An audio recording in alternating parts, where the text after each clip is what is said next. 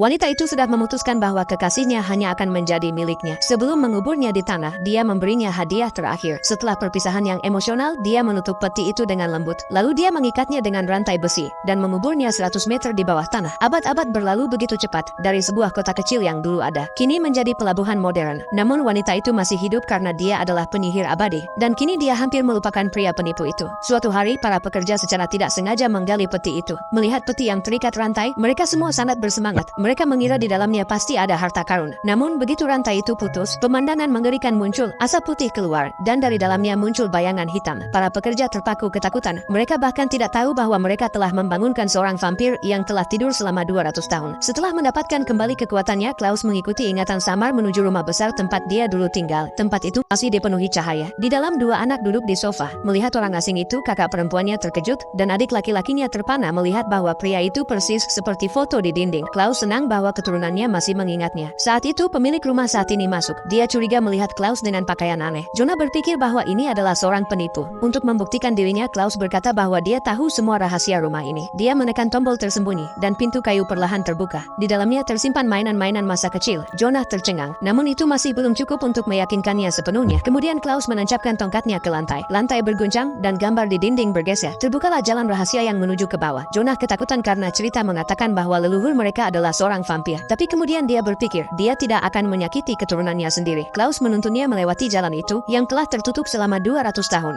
Di sana ada tumpukan emas dan perak. Klaus berkata, ini semua warisanku. Uang mengubah segalanya. Rasa takut Jonah lenyap. Dia membuat kesepakatan dengan Klaus. Sekarang tugas berikutnya adalah menemukan penyihir yang telah mengutuknya. 200 tahun yang lalu, Klaus masih manusia biasa. Dengan statusnya, dia memikat seorang pembantu lalu meninggalkannya. Dia tidak tahu bahwa Andra bukan wanita biasa. Dia adalah penyihir kuat. Saat Andra melihat Klaus jatuh cinta pada orang lain, amarahnya meledak. Dia melakukan sihir berbahaya. Kekasihnya menjadi gila hingga melompat dari tebing dan meninggal. Sedih, Klaus juga melompat setelahnya. Namun dia tidak mati. Andra mengubahnya menjadi vampir. Malam itu, dia menghasut penduduk desa, memberitahu mereka bahwa Klaus adalah monster. Mereka menguburnya hidup-hidup. 200 tahun kemudian, dia kembali untuk membalas dendam. Begitu berita penggalian tersebar, seorang wanita tiba di sana. Wajahnya tegas, tidak lain adalah Andra, yang bertahun-tahun lalu mengutuknya. Begitu dia tahu segel telah terbuka, dia langsung menuju rumah besar. Tanpa melihat siapapun, dia masuk langsung dan berdiri di depan Klaus.